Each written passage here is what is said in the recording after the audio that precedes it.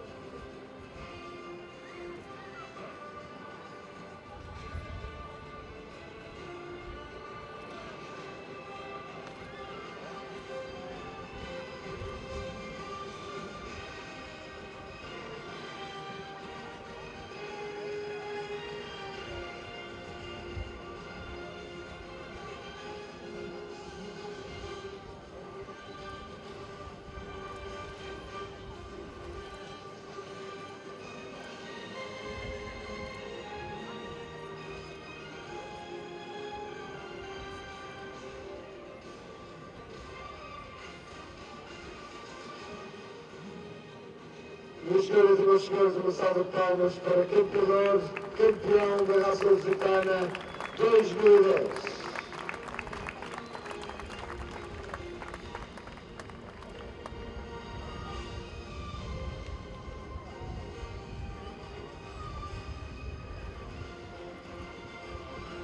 Muito obrigado, parabéns à Cavalaria de Santa Margarida por este título, mais um entre muitos.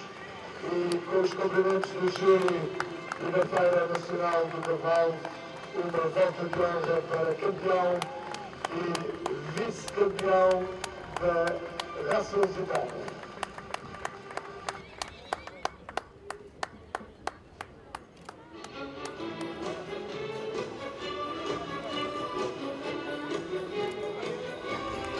O campeão da feira, campeador da Cavalaria Santa Margarida.